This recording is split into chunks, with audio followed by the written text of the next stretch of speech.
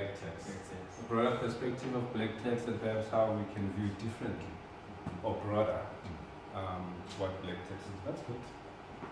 We hope we can do that. Yes, ma'am. The different ways in which we can see money seems like it's also significant. What are these different ways? Okay. Different ways we can see money, and what are those different ways? Okay, that's a good question. We'll try and see if we can get to that. Any other expectations? Yes. Maybe if we could also explain like how we should go about investing in stuff, maybe like corporates or something. Because they tell us invest, but they don't tell us how. Yeah. You know, speaking and traveling around the country, I get a lot of people who ask that question. You say, where do I put my money? How do I invest? And all this. So it's a good question. I always invest after you ask me that question. After you ask me where to invest, and then send my invoices, right? All right, yes, sir. We're told to save and invest, but when do we get to use our money? When do you get to use your money? Yeah. Okay. All right. So when do you get to use your money? You're always told you must save, right? So what's the point of saving if I can't use my money? You know, type of yes, sir. What is the best way to manage your personal finances such that you are able to do what you like and still be preparing for the future? Okay. To do what you like right now. It's similar to his, but what I'm trying to say is, how do I manage my personal finances such that today I can do all the things that I want to do and still be preparing for tomorrow? Yeah. Okay. Yes, sir.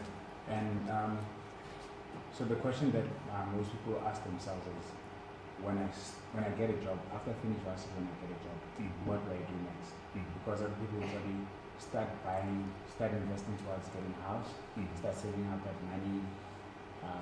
Others like stay with your parents so that you can save that money. Others like maybe stay in a place like Hillbrook because the rents are cheaper. So a place like Hillbrook? Yeah. Wow. Because the rent is cheap. Okay. And then, so what to do when you get out of varsity and you begin to work? Okay. Good. Now those are okay. I see more hands. Yes, sir.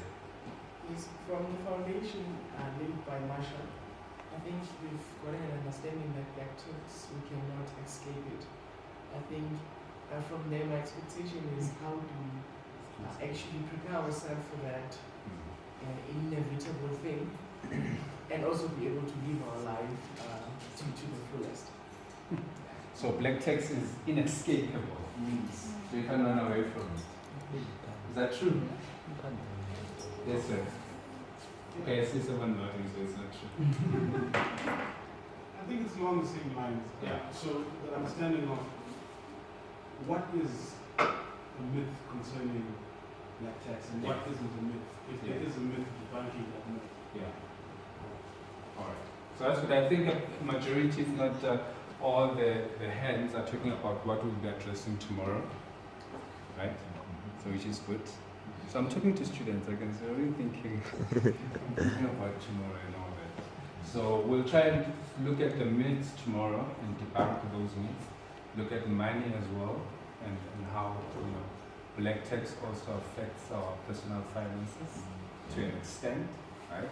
So we'll look at some of those things tomorrow. But what I wanted to do with you today is just to give you a considered view, right? How should we view black tax? So now that we know what it is, or at least we know that to some extent it's inevitable, but what can we do? The first thing we need to do is we need to know how to view it first, right? So that's the first thing that we need to know. We need to know how to view it first before we can actually find a way to work around black tax, or if indeed black tax does exist. Now in 1998, I'm not sure if a lot of you were born by then, but in 1998, our former president at that time, he was actually the deputy president of South Africa, Mr. Thabo Mbeki. He gave a speech in Parliament under the topic Reuniting, Reconciliation and Nation Building. And in that speech, and I quote, he says, "We live in a country of two worlds. He said in the speech, Madam Speaker, we live in a country of two worlds. And he says actually he says we live in a country of two nations. He says the first nation is white, privileged, and well educated. And he says the second nation in this country that we live in is black, poor, and to a large extent is made up of women who are very poor. Now, what you see behind me there is a photographic picture of the divide between Sandton and Alexandria. These communities are just separated by a street, literally so. If you were to jump the street and go to the other side, you'd see a different world. It's as if you're living in luxury. But you cross the street and go to the other side, the poorest of the poor you've ever seen. So he says, Madam Speaker, we live in a country of two nations. One is rich, very privileged, and the other is poor. Interestingly so, he had, in fact, Alexandra and Sandton in his mind when he gave the speech. In fact, when you go to Cape Town, you still find the same thing. You find Tugule, Tukaeli, Chalanga, all of those. You go just a little few kilometers, you find your Cape Town, which is well taken care of. Huh? Century City, well taken care of. But take a taxi, a few kilometers down into Langa and Kailicha, a different world. So that's what he had in mind when he gave the speech, and he said, Madam Speaker, we live in a country of what? Of two nations. Now, it's a little bit difficult to actually come into consensus of what Latex is and what the definition of Latex is. But APSA tried a poll. They ran a poll on Twitter, and they said, let's look at Latex and the impact that it has, right? In fact, they got almost sued for this type of a poll, but it came with very interesting revelations for us. They say black text, a lot of people said black text is a source of anxiety. A lot of people that took the poll said black text is a source of what? Anxiety. Anxiety. Some said it's a source of pride. Is really black text a source of pride? 44%, a bigger portion said it is for Financial burden. financial burden, right? And I think that's where the question comes from, how do I run away from it? Because it looks like a source of what? A source of burden. And then 34% said it is a what? Responsibility. It is inevitable. You can't run away from it. It is your responsibility. You have to do it whether you like it or you don't. And this was a poll of over just about 11,000 people that took the survey. It's a good sample for those of you who do statistics. It's a good sample, and it gives a nice picture of what people think black text is. Right? But here's a problem about this black text. It's a colloquial term. Right? It's a colloquial term. There's no one who actually knows what it is and what it means. It's often at times viewed differently by different people. And we all come to a different what? To a different definition of what black text is. Now there's two schools of thought on black text. One says black text is a result of the apartheid legacy. How? They say it is because of the structural discrimination between white and black. And because of that, a majority of black people didn't get education. Because they didn't get education, they had no access to better jobs. And as such, we are sitting here with a large population of our people being poor. Right? And then the second school of thought says, well, we hear that. It's a legacy of apartheid, structural discrimination that happened then. But it's still continuing even today. Right? So it's still continuing even today. There's still continued inequality. There's still failures of post-apartheid transformation. So post-apartheid, when the new government came into place, it still did not sort out the issue of the discrimination that happened and the divide that happened between black and white. And as such, those that are black and moving into more affluent jobs because of better access to education now have this burden of black tax. And they have to pay black tax.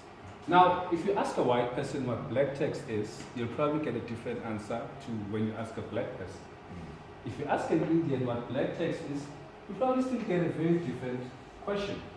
Musi Maimani, the DA leader, around April leading up to the elections this year, he gave a statement while he was in Soweto, and he said, if black people can vote for the DA, they can stop black tax.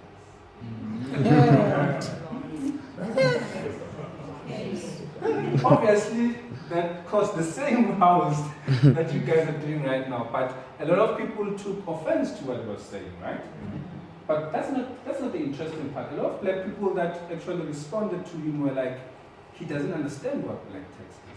Right? If he understood what black tax is, he wouldn't have said it like that. He wouldn't have made such utterances. He wouldn't have made such statements if he understood what black tax is.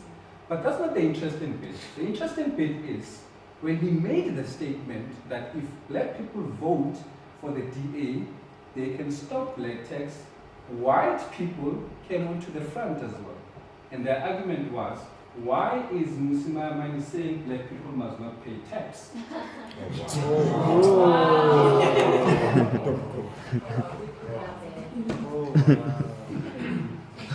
So again, that shows you we all have different backgrounds and references to what black tax is.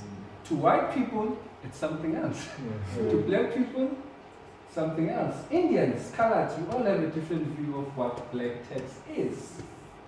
So from that statement, you can already tell that white people see black tax as a tax that we should pay as black people, when in fact it's not.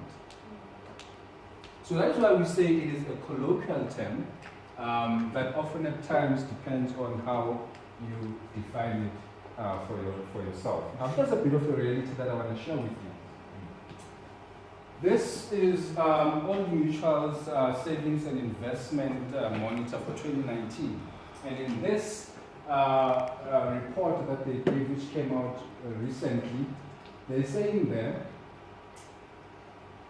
34% of people in South Africa actually take care of their children and their parents. Now, what do they mean by children? They mean their dependents and their parents. If you look at 2013, the study showed that it was only about 21%, right? So 21% of working professionals in South Africa were taking care of their siblings and their parents. In 2016, it went up to about 29%. Is that black tax? In 2019, end of July 2019, 34% of the working professionals in South Africa actually take care of their siblings and their parents. Maybe that's not shocking. In South Africa, there's about 55 odd million people, right? So it's a country of 55 odd million people. Only about 7 million of them are employed in the formal sector. So 34% of those actually pay black tax. 34% of those in 2019 actually take care of not only themselves, but their siblings and their parents as well. Another interesting one that I want to share with you is this one, which I found very interesting when I looked at it. And it says that in the same study that they did, about 50% of the people at the end of July said yes, they are planning to support their children, their siblings, and their parents. What does that mean? So what that means is, when I get a job, I am planning to take care of my siblings and my parents. In 2019, 50% of them said they are willing to do that, compared to 37% in 2013. So you can already see that there's a trend, right? Something that the gentleman said, it seems inevitable that we are all going towards that direction, especially as black people, where we will have to take care of our siblings and our parents. Especially sitting at university like this, you're probably thinking, hey, when I graduate, there's 6, 7 other people behind me that are looking at me and are looking for support. When you get that first paycheck, it's not about you. It's about your siblings. It's about how you upskill them, take them to university, right? In fact, there's a tweet that I saw yesterday, and this lady was, I don't want to mention it because, with Twitter, you probably know them, but I know her very well. She was accompanying her sister to the graduation. And when she took pictures, you know what was what do you call it? The caption, yes. Yeah. She said the caption was, ladies and gentlemen, Latex for me has ended. So what she was effectively saying is she's the one that The handover. through university.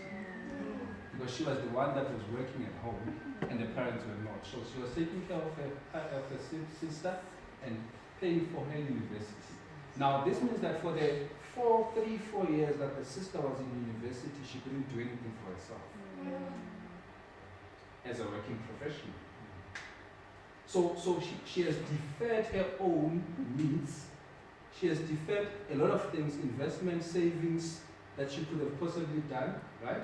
So at a rate of about 10% over 4 years, an investment of roughly, how much is a year tuition at university? 100,000?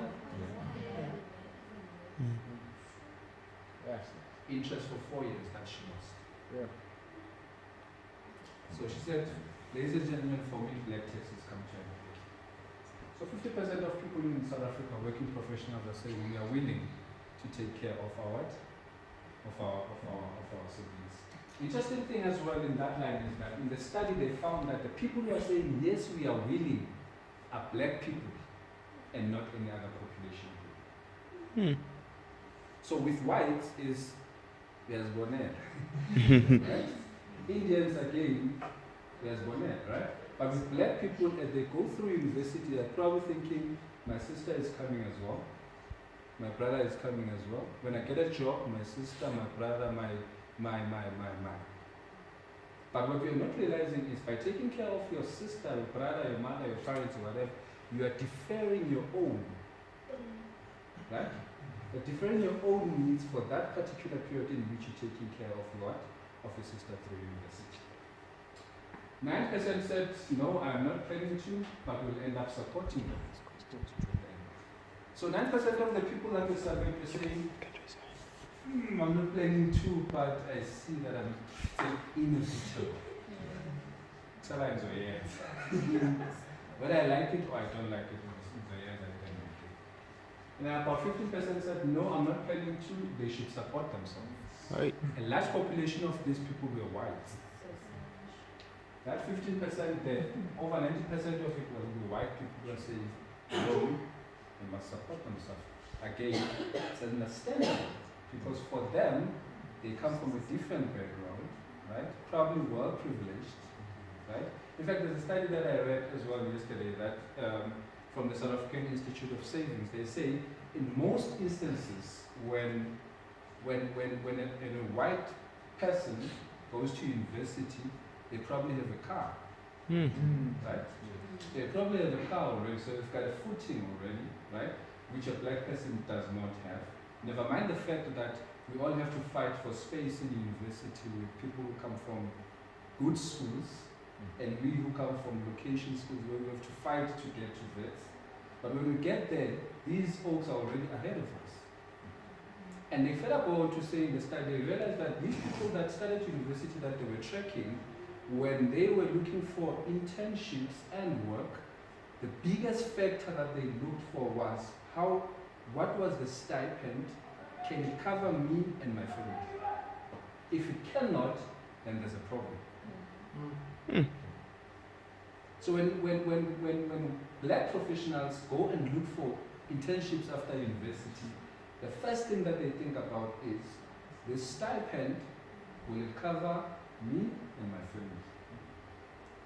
Breaking it a little bit down from there, they said, okay, so when you say cover you and your family, what do you mean?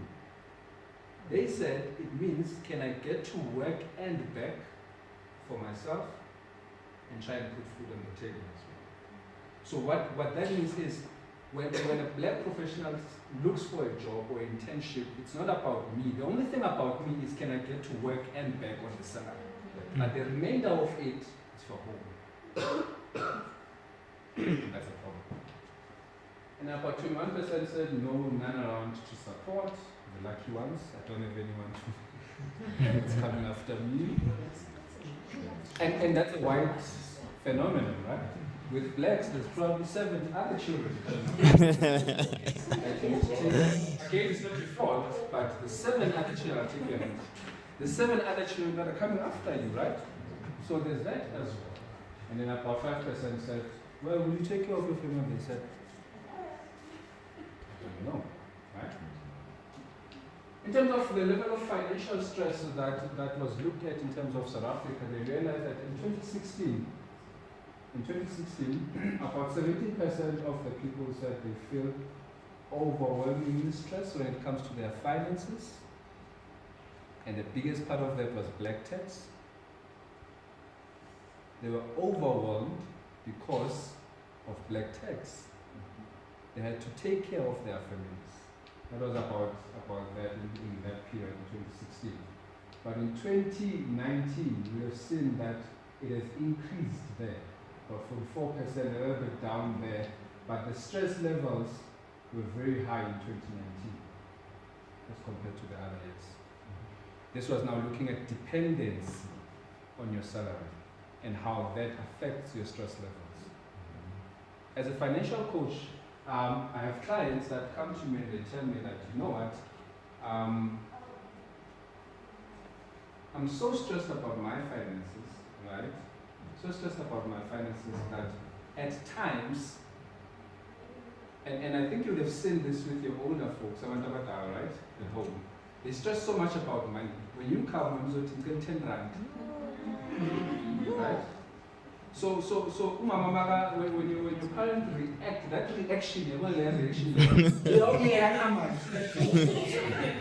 it's not because they are being mean, but it's because I've seen it with the parents that I've sat with. Money is the biggest stress that they have. I'm not sure if you realize it, but also statistically, an average person in South Africa makes about 5 different money decisions each day, sometimes unaware. And it is those money decisions that we make every day unaware that actually causes us stress. And there's been a research that says that the impending retrenchment of a breadwinner in a family can send the whole family into depression. Now let me repeat that. Statistics says the impending retrenchment of a breadwinner can send the whole family into depression. That is now looking at an average family of 4 people, 2 wife, mother, and 2 children. What more if there's other children as well? The fact of the matter is, if you're sitting here and your parents are paying for you, if they lose their job, that has a knock-on effect on you as well, right? So that can cause a lot of depression and anxiety. So what is this considered view that I want us to take in the next few minutes, and then I can take your questions? 1, black tax is a legacy of the previous injustices. We cannot run away from that fact. Until we actually come to that realization, we'll never know how to deal with black tax. It is not a phenomenon that we came up with, but it's a phenomenon of the old apartheid regime that we come from. Number 2, I want you to know that expectations, and often at times with black tax, they are unspoken. Right? With black tax, often at times, those expectations are unspoken. They cause a lot of headaches. That's what at least Shakespeare said. The truth is, when you leave university, they're not going to tell you that they're expecting you to take care of their children, of your siblings and your family, but you must know that it is an expectation. You are expected to take care of your family. You are expected to take care of your parents. And up until we sort out those unspoken expectations, we'll always cry about black tax. The last one, you must know how to manage your finances. Unless you know how to manage your finances, then black tax will forever be a problem. I had clients in my work who come to me and they say, "Ugogo, uboneke 1,000 rand last month and I got this." You know, and that's what happens, right? That's what happens. And the sad thing is, it's not easy to tell your parent to pay you back. Now, you know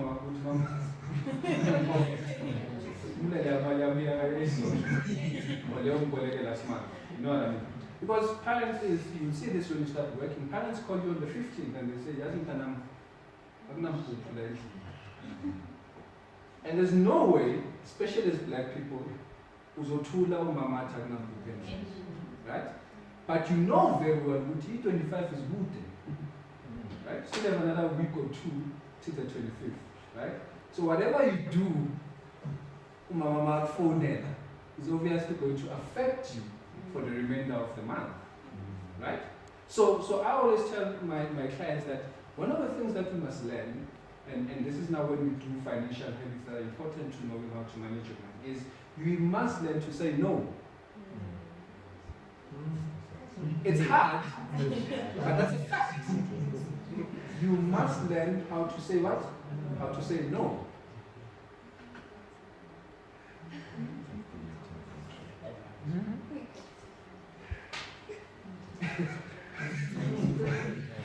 It's a fact. You must learn how to say. Unless you know how to say no, then you'll always be affected, especially when it comes to your finances. It's better to say, if you know your finances, you know where you stand, it's better to say, Mama, 9,000 rand, but I have 500 rand. Why? Now your 500 rand is not going to come back. Why was you talk? I woo you. So it's better to know your finances and know where you stand. And when you know where you stand with your finances, you know what space you have to play around, right? If you know what space you have to play around, you can say, I can play around 500 rand, 5,000 rand, definitely not.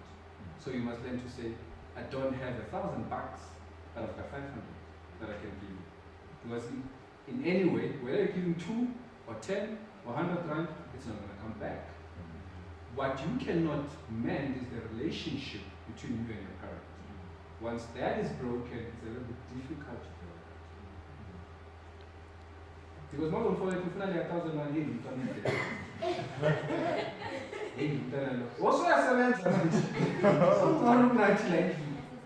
And that's what happens. So zenza ngcono yes. So zenza ngoba ngiyasebenza. Usibusiso uhleli la. Usibusiso is your duty. Right? So I always tell my clients and I say to them, it's important to learn how to say no. Know your finances, know what goes into your finances, and when you can, then you can be able to say what? To say no when you need to. That's all I leave you with that verse. Proverbs chapter 3, verse 5 to 6. You can always go home and read about it. Let me take your questions. Woo! Let's start with ladies. Ladies first. Yes. Okay, I just want to speak on the last point that you mentioned now on parents borrowing. Is this some random borrowing after you help them as after you performed your black duties? Or this is you saying you are waiting for your mom to ask for money and then you can determine the amount that you can give her? Because if she's calling to ask for money, is it because it's just arising matters or you are not taking care of her as a child? Okay, from my experience, and I was at the previous Saturday, I was at Meadowlands and doing a presentation on personal finance as well. What was interesting is there's this lady that said, there's this, I'll say it's a lady just because English, you know.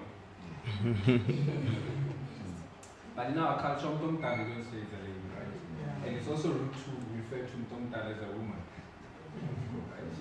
Right? But what that lady said was, I'm expecting her to take care of me.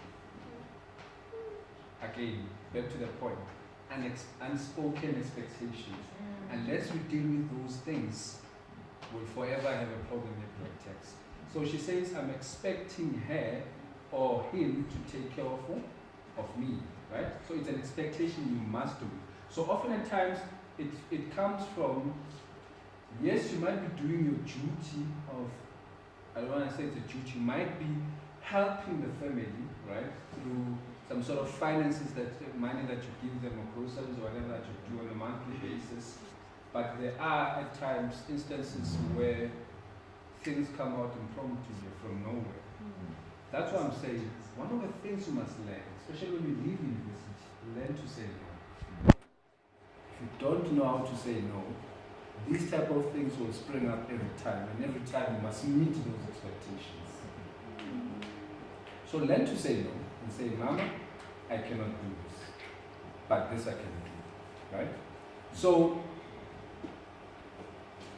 I've seen as well young people who say, I'd rather wait, right? I'd rather wait for them to call me and say, than for me to actually go and say every month 9,000. Because in that way, I can manage them. Because once you give Mama 1,000 this month, next month 1,000, next month 1,000, what are you doing? You're creating what? An expectation with every month it'll be $1,000. Now you start working, you realize there's other responsibilities that you have, and what you do. Mama made $1,000 this month. How mtanangu? Utisile in line. So I've seen it in two forms. One where people who voluntarily take care of their parents, they pay them, they give them money, they give them what, but they do get those instances where just even though you've done your duty end of the month, May 12th, they call and say, look, further 500 pounds. And I've seen instances where people take the bag, sit a little bit and say, I'll wait for them to come to me so that I can manage them. Right? So that I can manage them. If you cannot manage that, then you run into problems. Because like I'm saying, if you're going to give them first month 1,000, next month 1,000, next month 12 bonus 3.